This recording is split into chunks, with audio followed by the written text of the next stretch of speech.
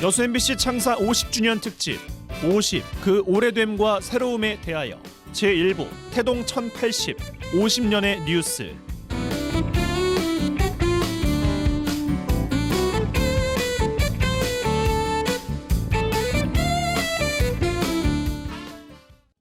자, 오늘 여수 MBC의 시간 여행 이끌어 주실 지역 전문가 만나보겠습니다. 시민감동연구소의 한창진 소장님, 어서 오십시오. 안녕하십니까. 간단하게 소개를 좀 해주실까요? 여수의 역사를 기록하고 여수의 과거를 정리해서 앞으로 여수의 미래에 여수의 정체성을 세워보자, 그런 뜻에서 시민을 감동시키는 감동연구소 대표입니다. 네. 반갑습니다. 네, 반갑습니다. 시간 여행을 이제 이끌어 주실 텐데, 네. 저희가 지금 여기 중앙동에 나와 있거든요. 그러니까요. 사실 중앙동 하면은 뭐 이순신 광장으로도 뭐 유명한 예. 곳이기도 하고, 예. 뭐 낭만포차가 시작되기 조금 전 이렇게 예. 이제 외부 사람들한테 알려져 있기도 예. 한데, 여수 MBC가 중앙동에 처음 생겼다는 거는 저도 개인적으로 좀 생소한 이야기이기도 하고, 남해 방송으로 이제 시작을 했다는 그렇죠. 이야기는 들었어요. 여기에서 이제 여수 MBC의 역사가 시작이 된 거군요. 예, 그렇죠. 남해안의 중심 도시가 여수였기 때문에 중앙동에다가 사업을 만든 것은 당연하다고 생각하죠. 그리고 남해방송이라고 했다는 것은 어떻게 보면, 지금으로 생각해 보면 그 처음 만드신 분이 여수문화방송의 미래를 애고해 줬다라고 저는 생각이 됩니다. 그때 남해방송이 불과 1970년에서 71년밖에 이름이 존재하지 않았지만, 그러게요. 아니 근데 지금 이 건물을 보면 지금은 이미 다 새로 지은 건물의 느낌이 나고 1층에 지금 편의점이 있거든요. 이 건물이 그렇죠. 다 다시 지어졌나 봐요, 그러면? 일제강점기에는 여기가 호텔이었어요. 프라자 호텔이라 해갖고 굉장히 유명한, 송독이 와서 자고 갈 정도의 유명한 호텔인데, 일제강점기 이후에 여순항쟁 그리고 6.25를 거치면서 많이 바뀌어졌고, 네. 저기 광장을 만들면서 한 귀퉁이가 돼버린 것처럼 그렇군요. 보이죠. 네. 쌤, 근데 보면은 규모가 생각보다 크지가 않아요. 여기가 정말 방송국이었나 싶을 정도로. 그때 당시 어떠셨어요? 그렇죠. 임대한 2층의 건물에 있어서 조금은 실망할 수도 있었겠죠. 건물 통째가 아니라 그냥 한 층밖에 안 쓰는 그러나, 거였어요? 예, 아. 그러나 여수에서 제작해서 여수에서 방송한다라는 것은 굉장히 큰 의미가 있죠. 그러게요. 그 당시에 주파수가 지금까지도 시민들이 많이 기억한 것이 1080. 1080kHz. 예, 그 1080에 대한 의미를 듣고서는 저 깜짝 놀랐어요. 여수는 밀수의 도시라고 사람들이 이야기를 하지만, 네. 여수와 일본 사이에는 활어를 수출을 해가지고 그 선창에 일제 제품을 숨겨 들어올 정도로 여수와 일본과의 관계가 활발했던 당시에는 부잣집에서는 텔레비전을 가지고 일본 TV 방송을 봤답니다. 일본 여수에서요? 예, 일본 방송을 봤다고요? 예, 그때 일본 TV 주파수가 1080, 1080이었어요. 지금 쓰는 거랑 똑같은 저희 거네요? 우리가 쓰고 있잖아요. 예. 네. 근데 그때 남해방송이 1080 주파수를 써버리면 일본 방송을 못 보잖아요. 이것 때문에 대단하다. 상당히 네. 독립 의지, 이런 해방에 대한 강한 의미, 열명을 이런 보여줬군요, 것들을 그러면. 불러일으켜 줬지 않느냐. 네. 네네. 외색화될 염려가 있는 항구도시, 수산도시에서 일본 방송의 주파수를 그 주파수를 사용해버리면서. 사용함으로써 차단시켜줬다라는 의미가 그런 있으니까, 의미도 있네요. 또 다른 방송국의 기능이 여기에서 발휘된 거죠. 그거는 몰랐어요. 네, 그러게요. 재밌네요. 네. 네. 중앙동에서는 뭐 5년 남짓한 뭐 짧은 그렇죠. 생활이었지만 71년도부터 75년도니까 네. 70년도부터 75년. 태동이 됐던 곳을 우리가 좀 지켜보고 있습니다. 네. 지금. 네. 그럼 저희는 이제 5년 남짓한 짧은 이 중앙동 사옥에서의 기행을 좀 마무리를 해보고 네. 그 다음 장소인 교동으로 한번 가볼 텐데 네. 교동 사옥은 그래도 꽤 오래 이제 존재를 그렇죠. 했었잖아요. 그렇죠. 거기 네. 10년 넘게 있었으니까 네, 그럼 교동으로 저희는 이동을 해서 예. 이야기를 나눠보겠습니다. 네. 그렇게 하겠습니다. 하나, 둘, 셋 하면 뿅 같이 해주세요. 네. 하나, 둘, 셋, 뿅! 자, 교동으로 이동했습니다. 1975년에 준공이 돼서 꽤 오랜 시간 이제 여수 MBC의 그렇죠. 몸을 또 다 담게 했었던 그 건물. 교동 사옥 당시 부지에 와 있는데 여기는 도착하자마자 시장의 냄새가 확 풍기는 게 여기는 또 시장이 있는 곳이잖아요. 교동시장이에요, 시장이죠. 지금. 그러니까요. 네. 여기에도 회사가 있었구나 이런 분들도 좀 계실 것 같고 여수 MBC가 이곳에 있었다라고 누구와 상상할 수 있겠습니까? 저는 지금도 이렇게 들어오면서도 그러니까 교동에 복잡한데 교동 시대가 있었다라는 이야기는 굉장히 이제 오래 다니신 네. 선배님들한테 들은 기억이 있는데 이게 여기 부지라고 하니까 믿기지도 않고 시장통 좀 그래요. 한가운데예요. 그러니까요. 지금은 네. 시장이 활성화 좀 덜 돼서 그렇지요. 네. 그 전에 시장이 활성화됐을 때는 복잡하기 짝이 없을 거 아닙니까? 그러게요. 지금도 들어오기가 복잡한데 네. 그 당시는 어떻겠습니까? 사람들로 지금도 장이 열리거나 아침에는 사람들이 많이 다니는 곳입니다. 얼마 안 돼서 중앙동 시대를 마감하고 교동으로 갑자기 옮기게 된 계기가 좀 궁금한데 백모가지예요. 여수 사람들은 백모가지라 그래요. 입구가 병. 좁은. 그러니까 입구가 아주 입구가 좁은 병의 목이다는 것이죠. 아, 꽃병에 있는 그 좁아지는 그- 목처럼 예. 들어올 때는 비좁았지만은 들어가면 퍼져 있기 때문에 좋았는데 나올 수가 없는 곳이다. 이곳은 일제 강점기에는 바다였습니다.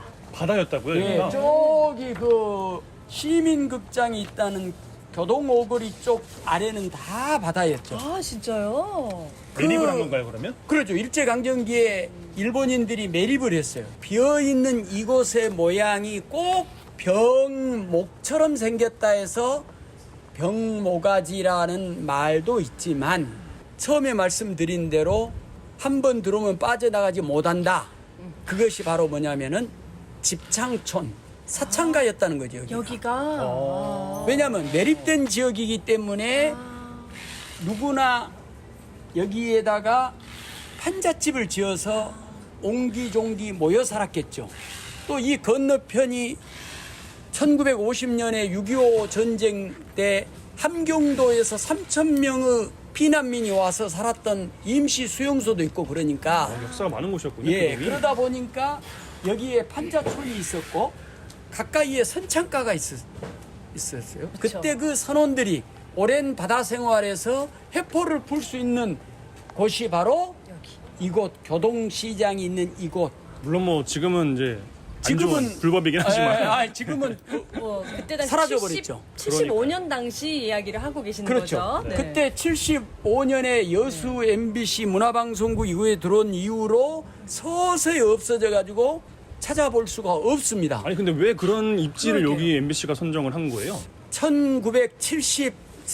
1973년도쯤에 여수시장과 경찰서장이 이 집창촌이 굉장히 말썽이 되는데 지금도 철거가 어렵잖아요. 그때는 더 어렵겠죠. 맞아요. 먹고 사는 문제이기 때문에. 여기에 집창촌이 있다는 것이 지역에서는 크게 민원이 되어지니까 없애기 위한 방법의 하나가 신축을 해라. 아, 순기능을 좀 해라 여기 와서. 그렇죠. 그래서 없어졌나요? 그래서 여기다가 사옥을 지어서 네. 사창가가 없어져 버렸잖아요. 네. 그러니까 시민들에게 공정방송 언론이 네. 큰 역할을 했다라고 할 수 있죠. 그러니까 입지만으로도 순기능을 했다. 예, 이렇게. 그래서 그 당시에 네. 그 근무했던 네. 직원들의 입장에서 보거나 출연했던 우리 같은 사람 입장에서 보면 아이 불편했겠는데요. 굉장히 불편하죠. 네. 특히 남자들 입장에서 보면은 집창촌에 들어가고 왜 저기서 나오는 거야? 왜 저기서 나오는 거? 그렇죠. 의심살만 하겠죠. 아니 근데 교동 사옥이 이제 또 중요한 그 시대적 의미를 갖고 있는 게 또 다른 역사가 만들어졌는데 TV 방송이 시작된 것도 바로 이곳 교동에서부터 이제 시작이 됐어요. 예. 1987년? 물론 뭐 그 전에도 이제 TV 방송이라는 게 있긴 있었는데 지역 로컬에서도 지역 로컬 TV 방송이 생겼다라는 거 아니겠습니까? 여수 문화방송이 충분히 대비를 한 거죠. 네. TV 시대를 대비를 했다는 것이거든요. 아. 그래서 여수 문화방송의 오늘날의 모습은 이 교동방송국에서 틀이 잡혀졌다. 저는 그렇게 생각합니다. 그 당시에 지역의 뉴스를 TV로도 접할 수 있었다라는 건 지역민한테는 어떤 의미였을까요? 뉴스 하면은 대부분 서울에서만 생산하는 뉴스로 생각을 했는데 우리 동네 사람이 나와서 우리가 한 일이 뉴스가 된다. 그것도 TV에 나온다. 그것도 텔레비전 TV 상자 속에서 볼 수 있다라는 것은 획기적인 거죠. 네. 아마 우리 지역사회 변화가 크게 생겼을 거라고 봅니다. 네. 여수뿐만 아니라 전남 동부권이 다 변화를 가져갈 수 있었다는 것은 라디오와 달리 텔레비전은 직접 모든 것을 다 보여주기 때문에 그렇죠. 색깔이라든가 네. 겉모습이라든가 이런 거에 대한 신경을 안 쓸 수가 없죠. 굉장한 친근감을 느낄 수 있는 지역 로컬 뉴스를 방송하게 되었다는 것이 교동방송국의 의미가 크다라고 저는 생각합니다. 네. 네. 교동 사옥의 역사와 의미를 좀 짚어봤습니다. 그러면 저는 이제 문수동 사옥이 생긴 당시로 다시 한번 또 넘어가서 이야기를 이어가 보겠습니다. 하나, 둘, 셋, 뿅! 자, 지금 제가 매일 출근을 하고 있는 이제 문수동 사옥으로 왔는데 90밀년에 이제 만들어졌어요. 네. 저는 90년생이라 2살 때 이제 여기가 만들어진 것 같고 저는 고등학생입니다. 여기서 또 세대 차이를 또 실감을 하게 되네요. 네. 한창진 선생님께서는 언제로 기억을 하세요? 교동방송국 시절에 여서 문수지구가 네. 도시계획에 의해서 개발이 됩니다. 여수 MBC는 교동에서도 그랬지만은 여기도 마찬가지로 여문지구를 활성화시키는 차원에서 보면 문화시 공간으로 여수 MBC가 이곳에 온 곳이라고 저는 봅니다. 여문지구가 어떻게 보면 그냥 상징성이라고 볼 수 있겠어요. 상징적 의미가 크죠. 문수동 시대 하면 그러면 뭐가 좀 생각이 나세요? 뭐 뒤에 뭐 산도 있고 좀 새도 좀 그 지적이고 이러긴 네. 한데. 교동에서 TV를 개국했다고 한다면 여기에서는 중계차도 생기고 나중에 HD도 생기고 그랬으니까 대단한 사세가 확장이 된 거잖아요. 문수동에 MBC가 들어서는 것은 어떻게 보면 여수 시민들 가운데는 필연적이었다. 필연적이었다고요? 예, 그렇게 보는 이유가 왜요? 이거 고락산이에요. 오락산이죠. 예, 고락산이죠. 그 고자가 북고자도 되고 울릴 고자도 되고 네. 락은 즐거울 락자도 되고 맞아요. 잘하면 음악도 될 수도 있는 것이고 네. 여수 시민과 전남 동부권 광양망권의 시민들에게 즐거운 소식을 맞네요. 전달하라고 있는 고락산 사옥이 됐다는 것이고요. 지리적인 의미들도 잘 짚어주셨는데 선생님 여기에서 또 방송하셨던 예. 재밌었던 에피소드들이 있으세요? 네. 아무튼 여수 시민이 MBC 여수 문화방송 하면은 떠오른 것이 별이 빛나는 밤이잖아요. 맞아요. 별밤. 교동에서부터도 소녀들이 보낸 그 엽서, 맞아요. 손편지 이런 것들 예쁜 그림을 그려서 전시도 하고 이런 것들 속에서 그 청취자와 시청자와 함께한 그런 방송국의 모습으로 기억되고요. 저도 대학 때 이게 일일 진행자를 한 명씩 지역민들 그러셨군요. 가운데서 이렇게 뽑아서 했던 그런 네. 그 기획이 있었거든요. 일일 별밤 DJ가 있었어요? 별밤지기였어요. 별밤지기 제가 하셨어요? 예 그렇죠. 그때 당시에는 팔절지에다가 원고를 손으로 썼어요. 지금은 컴퓨터로 이렇게 원고를 쓰는데 그렇죠. 방송 작가가 되려고 했는지 어쨌는지 그때부터 인연이 이선환 작가께서 네, 시작이 저도 있었어요? 인연이 있었고 예. 그때 선곡했던 거 기억이 납니다. 거꾸로 강을 거슬러 오르는 저 힘찬 연어들처럼 그때 그 인연이 생각나면서 제가 그때는 여기 와서 일을 하고 있을 거라고는 상상을 할 수 묘하다. 없었거든요. 되게 재밌는데요. 네. 2010년대로 돌아오면서 예. 지금의 여수 MBC와 또 가장 또 어떻게 보면은 기억하시는 것도 지역민들도 그렇고 메가 이벤트들이 진짜 많았잖아요. 그렇죠. 여수 세계 박람회가 2012년에 있었고 예. 순천만 정원 박람회도 박람회는 2013년에 또 있었고 그 당시 기억을 떠올리시면 좀 어떠세요? 지역적으로 시민들은 바라볼 수가 있었는데 글로벌이라는 이름에서 세계 속의 여수를 또 여수의 새로운 도시 이미지를 만들어내는데 여수 문화방송의 카메라가 역할을 했다는 거죠.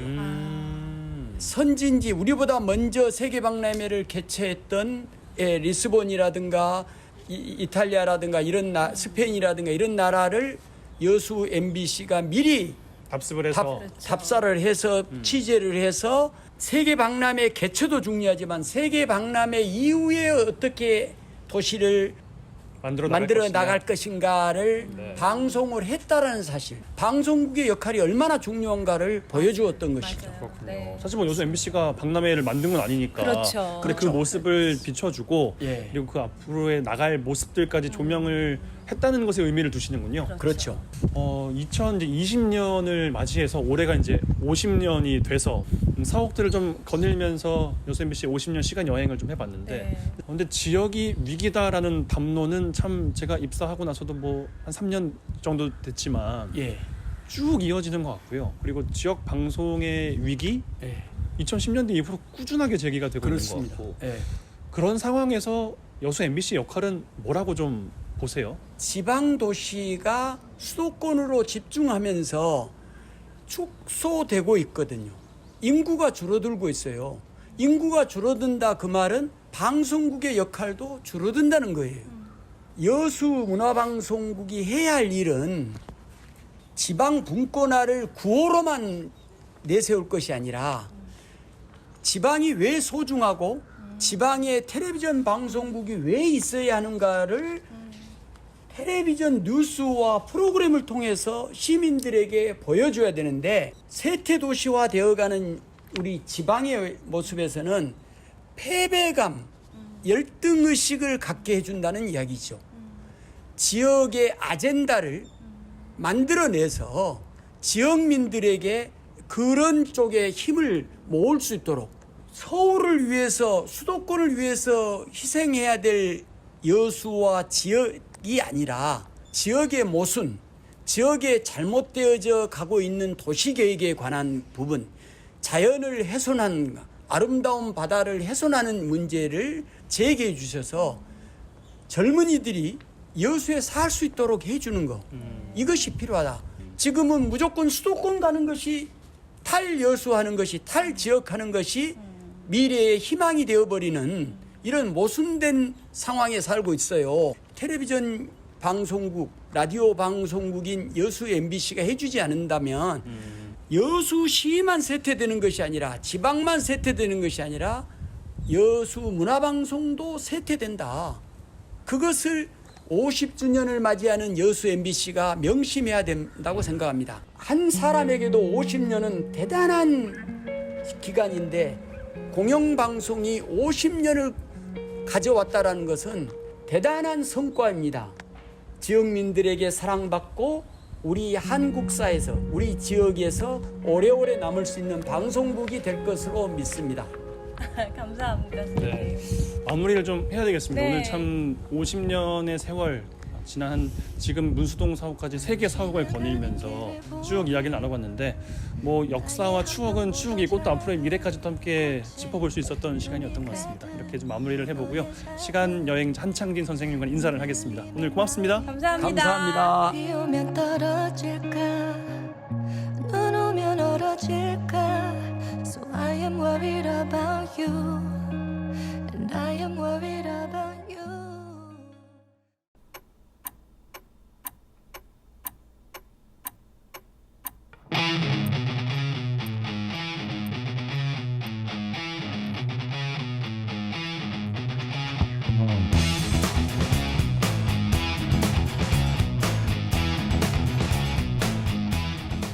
네, 지난 여수 MBC의 50년 시간 여행에 이어서 이번 시간 여행은 지역의 지난 50년을 짚어보는 시간입니다. 두 번째 시간 여행자 소개해드리죠. 여수 MBC 보도센터의 박광수 센터장과 함께합니다. 어서 오세요. 네, 반갑습니다. 네, 자 여수 MBC가 50년이 된 이 시점에 이제 막중한 또 임무를 맡고 계신데 소회가 좀 있으실 것 같습니다. 어떻게 좀 되십니까?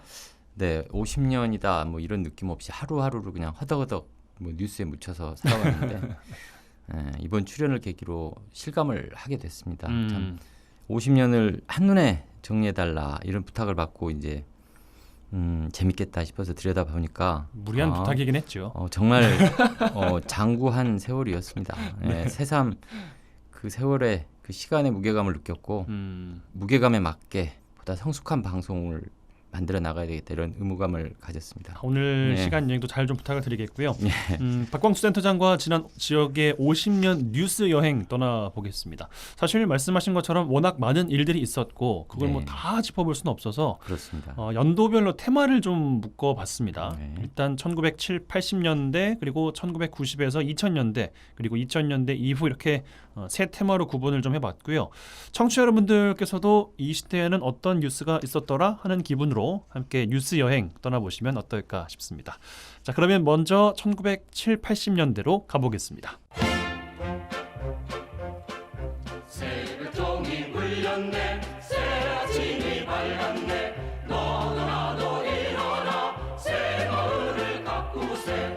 여기는 여천 종합과학공업기지 건설 현장. 73년 10월부터 건설에 박차를 가해 갯벌을 메꾸고 대규모의 단지 조성을 끝내 지금 한창 공장 건설에 여념이 없습니다. 광양만 바다를 메워 21세기를 향한 최신의 설비를 마련한 포항제철 광양제철소 1기 설비공사가 준공됐습니다. 전두환 대통령은 이날 철강 산업은 국가 기간 산업으로서 한 나라의 국력을 가늠하는 척도가 된다고 지적하고 끊임없이 자주국방력을 길러 나가야 하는 우리의 안보 상황에서 철강 산업을 키워 나가는 것은 뜻깊은 일이라고 말했습니다. 광양제철소 1기 설비는 연간 조강 생산 270만 톤 규모인데 이로써 우리나라는 1750만 톤의 생산 능력을 갖춰 세계 9위의 철강 대국으로 부상하게 됐습니다. 네, 1970, 80년대부터 여행을 좀 해보겠습니다. 우선 당시의 음성 자료는 KTV 대한뉴스 쪽에서 또 협조를 좀 해주셨고요. 7, 80년대 좀 대표할 만한 음악, 노래 뭐 있을까 하다가 새마을 노래가 좀 대표적이지 않을까 싶어서 대단한 선택이었습니다. 네, 좀 골라봤습니다. 네. 대규모 산업단지 조성 개발이 이제 이 시점에 시작이 됐는데 네, 그렇습니다. 70년대 여수 산단이 조성이 되기 시작했고요. 들으셨던 것처럼 네. 80년대 이제 포스코 광양 제철소가 조성이 되면서 지역의 경제 성장이랄지 뭐 인구 유입들 그리고 그 안에 가려진 각종 환경 오염과 사건 사고들 종합해 볼 수 있는 가장 큰 사건이 아닌가 싶어서 일단 네. 좀 꼽아봤습니다. 조성 과정을 좀 더 세부적으로 짚어주실까요? 네, 그렇습니다. 군사 정권 때죠. 박정희 정권 때입니다. 중화학공업을 살려야 나라가 산다. 뭐 이런 취지에 따라서 낙점된 곳이 여천입니다. 네. 이제 워낙 위치가 좋았죠. 그 광양만 조용한 그만으로 이루어진 바다를 타고 이제 석유화학 산업단지를 구축을 하기로 한 건데요. 네. 착공이 시작된 게 67년입니다. 맨 처음에 들어온 게 호남정유죠. 지금의 GS 칼텍스. 네. 한 2년여에 걸쳐서 엄청난 공장을 만듭니다. 그래서 69년에 엄청난 정유 공장이 여기를 자리하면서 그 일관 산업단지인 석유화학 산업단지들이 들어선 거죠. 이제 76년에 이제 대거 호남 에틸렌 등 4개사가 착공을 합니다. 이제 이때부터는 이제 여수 MBC가 가동을 했겠죠. 그때 이제 여천 석유화학단지 합동기공이라는 뉴스를 저희 이제 여수 MBC 라디오 방송 때 전국 방송을 합니다. 잠깐 내용을 한번 볼까요? 예. 여천 석유화학단지의 호남에틸렌, 호남석유, 한양화학, 다우케미컬 등 4개 공장이 76년 10월 10일 합동 기공식을 가졌다고 하는데 이제 당시 기자는 이렇게 이제 인용을 합니다. 이 공장이 가동되면 우리나라 석유화학의 자금률이 59%에서 약 97%로 높아진다. 우리 여천 공단 때문에 우리나라 전체 석유화학 자금률이 20%가 높아지는 겁니다. 대단한 거죠. 네. 26억 달러 관련 제품의 수출이 가능하게 된다. 뭐 이런 보도를 GS 칼텍스, 그러니까 호남정유 준공할 때는 방송사가 없었는데 이제 호남에틸렌 등 4개사가 들어오면서 이런 방송을 할 수 있게 전국 방송을 할 수 있게 된 거죠. 그렇군요. 79년 여천 NCC가 들어오고 이제 이름이 이제 3년 통합이 되면서 2001년 10월 여수 국가산업단지로 명칭이 이제 바뀌게 됩니다. 네. 지금 그래서 이제 이 여수 국가산업단지가 업체가 모두 뭐 몇 개 정도 되는지 예측해 보시겠습니까? 뭐 한 수십 군데라고는 뭐 대충 한 예상이 되는데 대략 250개 정도가 250개요? 업체가 들어와 있고 지금은 약간 불경기라서 매출이 약간 위축돼 있지만 1년 최대 매출이 100조 원에 이르렀던 불과 몇 년 전 100조 원에 이르렀던 엄청난 산업단지가 됩니다. 지역을 떠받드는 산업이라고 부를만 하군요. 그러면 지역이 아니죠. 우리 우리나라를? 국가를 떠받드는 산업이 산업 기지가 된 거죠. 거기다가 네.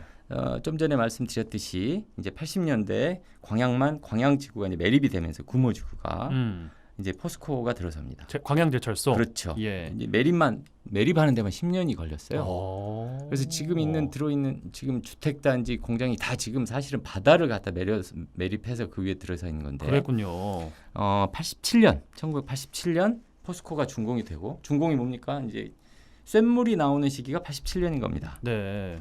쇳물이 고로에서 나와서 이제 일관 제철 공정을 가동할 수 있는 공장이 돼서 단일 제철소로는 세계 최대 단일 제철소로는 네.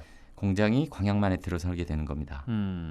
포스코만 해서도 1년 연매출이 20조에 이르렀던 때가 있었습니다. 와.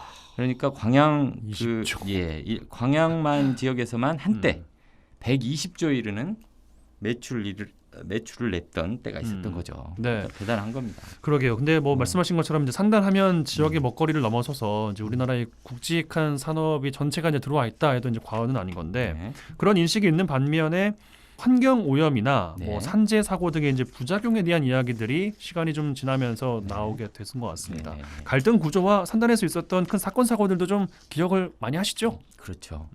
산업단지가 대단한 매출과 또 일자리를 만드는 면이 있는 반면에 네. 특히 중화학산단은 그 환경 오염에다가 그 이전에 산업 안전의 문제가 있잖아요. 네. 이제 아까 말씀드렸듯이 이제 GS 칼텍스가 69년부터 이제 호남정유라는 이름으로 가동이 되는데 당장 이제 한 3년 만에 엄청난 그 호남정유 저유 탱크 폭발 사고가 납니다. 만들어진 지 3년 만에요. 3년 만에. 예. 그 당시 기사 한번 제가 가수로 찾았는데 한번 보시겠습니까? 네, 가까스로. 예, 힘들게 찾았습니다. 네. 벙커CU 6만 배럴이 저장된 저유 탱크에서 호남정유 저유 탱크에서 용접공, 박모씨 등 용접을 하다가 불꽃이 탱크로 인화돼서 불이 난 겁니다.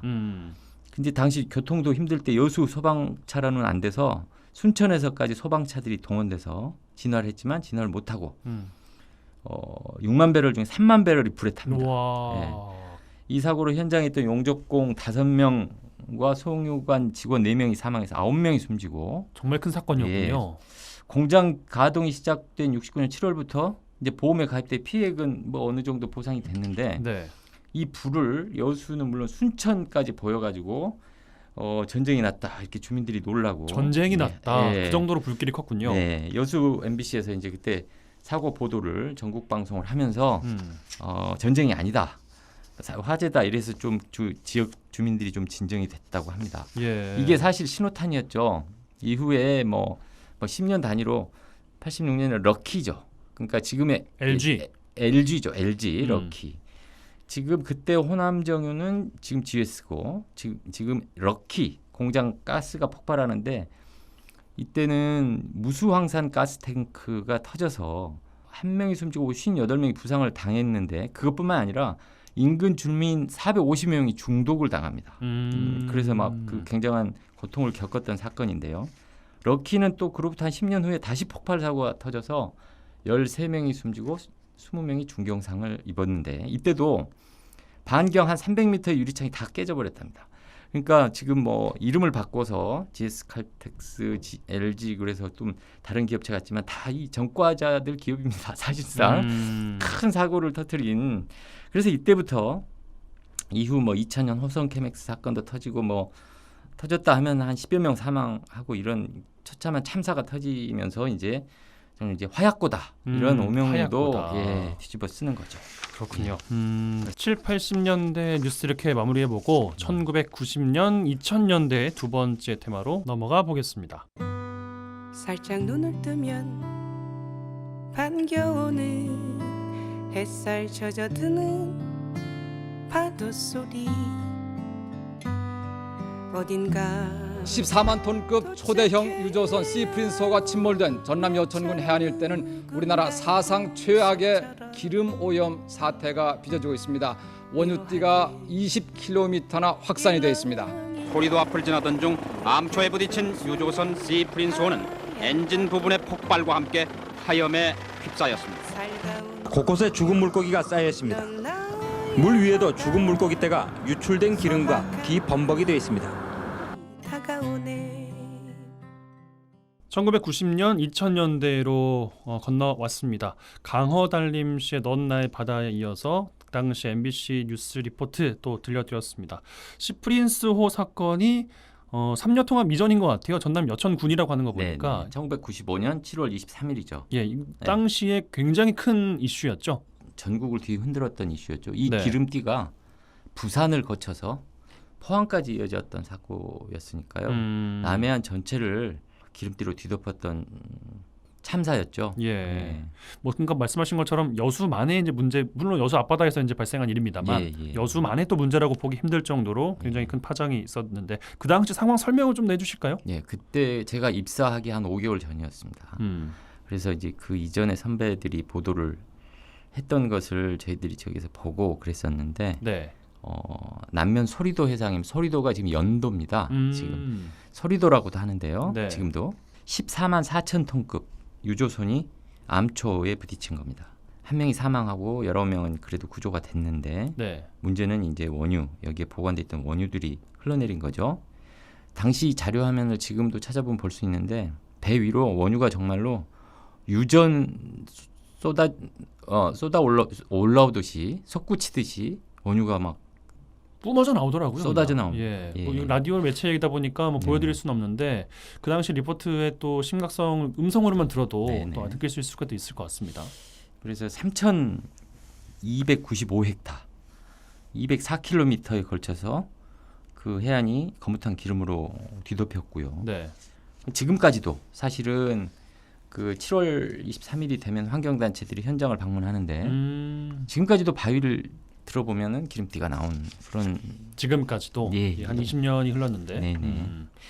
그런 아주 처참한 사고였습니다. 그 지역 환경단체, 전국의 환경단체는 이 사고를 계기로 반드시 이런 일이 일어나서는 안 된다는 경각심을 다지기 위해서 매년 사진전도 벌이고 지금 경각심 교취시키고 있는데요. 이 사건이 나쁜 영향, 이 사건을 계기로 상당히 좋은 반전의 계기가 됐다는 분석도 있습니다. 좋은 계기 됐다고요? 예. 그러니까 이제 이 방제 시스템을 방제 우리나라가 시스템이. 개선하기 위한 계기가 됐다.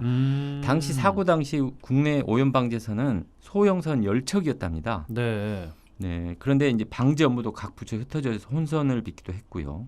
근데 그것들이 전부 이제 정비가 됐고 국가 방제 능력이 95년 당시에는 1,300톤에 그쳤는데 10배가 넘어서 이제 15,000톤으로 늘어나는 계기가 됐고 그렇군요. 그 2년 후에 한국해양오염 방제조합도 설립이 됐다고 합니다. 네. 하여튼 이런 사건이 다시는 일어서지 않게끔 그 방제 시스템이라든가 대응을 우리가 전선을 구축을 해야 될 것으로 생각이 됩니다. 요즘 뭐 한 20, 30대 분들에게는 네. 태안 앞바다 기름 유출 사고가 이제 기억이 가장 남을 수도 있는데 네, 그렇습니다. 그 당시엔 90년대까지 올라간다면 사실 그보다 더 큰 사고였으니까. 네. 국가적 대응 시스템, 방지 시스템 마련에는 전기가 됐다는 말씀을 해주셨습니다만 네. 달리 보면 국내 제1의 석유화학 산업단지잖아요. 네. 이쪽 지역이. 그 많은 또 굵직한 대기업들도 많다는 건데 네. 지역민들로서는 명암을 확실하게 느끼게 된 계기가 아닐까 싶어요. 그렇습니다. 환경에 대한 관심은 뭐 당연한 것이고 이 당시 또 이야기가 나왔던 게 기업 윤리, 기업의 사회적 책임을 다 못했다 이런 지적들이 또 나왔지 않습니까? 그렇습니다. 사실은 그 시프린스호 사건의 채무감으로부터 지금도 GS 칼텍스는 그 벗어나서는 안 되는 것이고요. 네. 그 이후 이제 그 회사 측에서도 그런 부분에 대한 공감과 함께 뭐 지역의 어떤 예울마루 등 여러 가지 사회적 공헌을 하고 있다고 하는데 무엇보다도 정말 기업의 사회적 책임이라고 하는 진정성 그리고 공감대를 느낄 수 있게끔 지역에 같이 연대하는 정신이 필요하다고 생각이 됩니다. 네. 그렇습니다. 이렇게 1990년, 2000년대 마무리해보고요. 2010년 2부로 건너가 보겠습니다. 아무것도 준 게 없는데 끝없이 받기만 했는데 언제나 날 반겨주는 그 미소는 변하지 않아. 지구촌 해양대축제 세계 여수 박람회가 어제 개막식에 이어서 오늘 대단원의 막을 열었습니다. 앞으로 3개월 동안 개장되는데요. 첫날인 오늘 하루 5만 명의 관람객들이 몰렸습니다. 권남기 기자가 보도합니다. 순천만 국제정원 박람회가 오늘 개막됐습니다. 6개월간 세계 각국의 정원들을 만날 수 있는데요. 박광수 기자가 소개합니다. 축구장 100개 크기의 농지가 꽃과 수목이 어우러진 세계 각국의 정원으로 완전히 탈바꿈했습니다. 2010년 이후로는 가장 큰 사건들을 꼽자면 아무래도 지역에서 있었던 메가 이벤트들이 아닐까 싶습니다. 들려드렸던 앞선 노래는 아이유의 바다가 기억하는 이야기, 이게 여수 엑스포의 또 주제가였습니다. 그리고 순천만 국제정원 박람회의 리포트들, 지역의 발전의 제 도약의 계기이자 그리고 한계로도 좀 지적할 수 있지 않을까 싶어서 이 시대에는 이 이벤트, 이 사건을 좀 꼽아봤습니다. 모두 환경과 기후를 이제 주제로 하고 있지 않습니까? 네. 지역의 어젠다이기도 하고 앞으로의 또 과제인 것 같기도 한데, 우리 지역에서도 이런 전 세계 축제가 개최될 수 있구나, 이게 가장 크게 와닿지 않을까 싶어요. 네, 그렇습니다. 저는 개인적으로 이제 이때는 군대에 있어서 네. 저만 빼고 이제 가족들끼리 여수에 놀러 가서 보고 왔다, 이제 이런 이야기를 전해드렸었는 전화로. 네. 그 당시는 어떻게 좀 박광수 센터장께서는 기억을 하고 계십니까? 그 유치 전부터 참 인상적이었습니다. 유치 전. 네.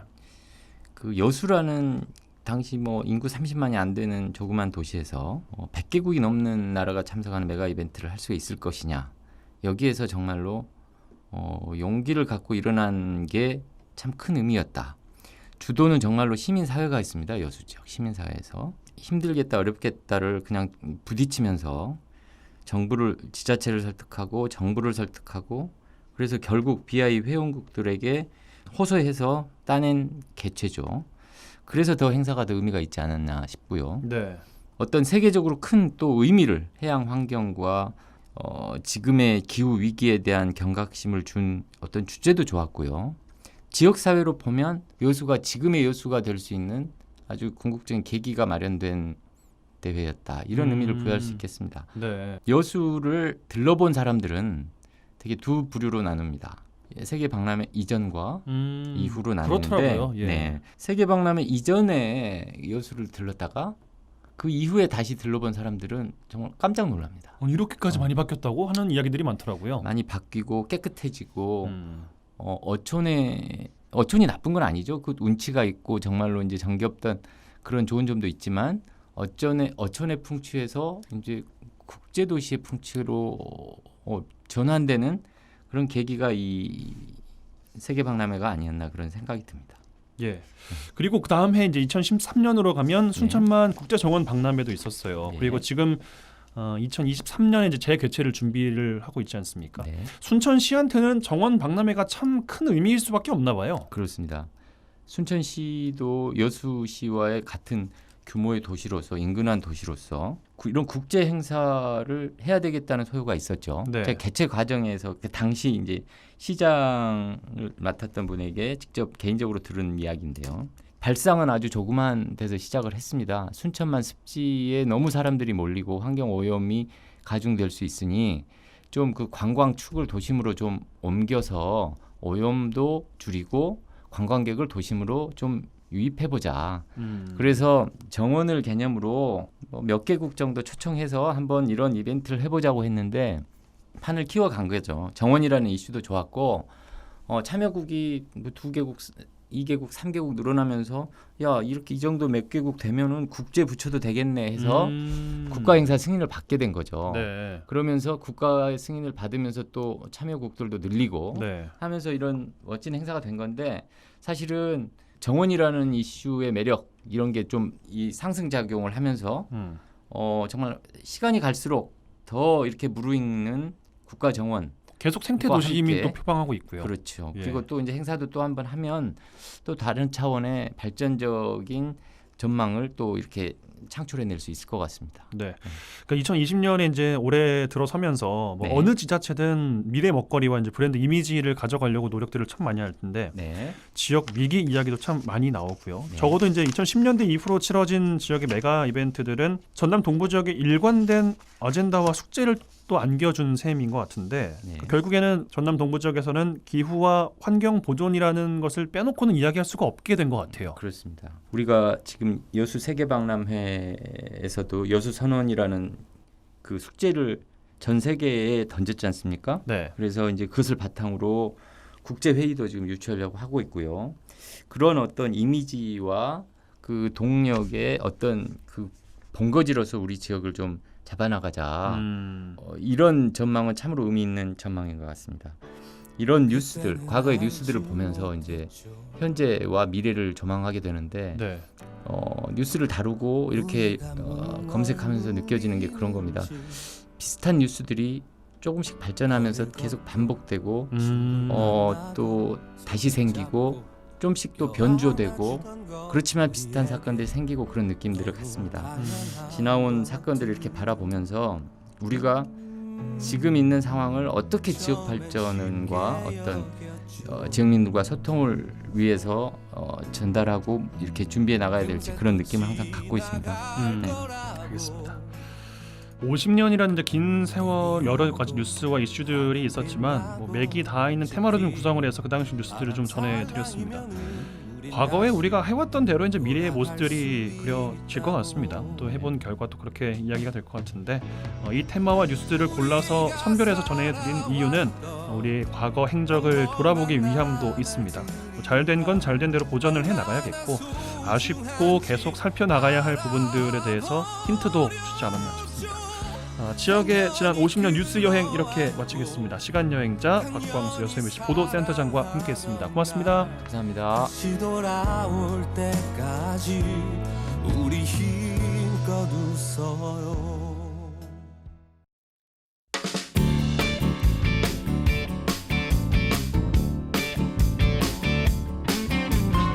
여수MBC 창사 50주년 특집 50 그 오래됨과 새로움에 대하여 제1부 태동 1080 50년의 뉴스 구성 이선화 연출 이용선이었습니다.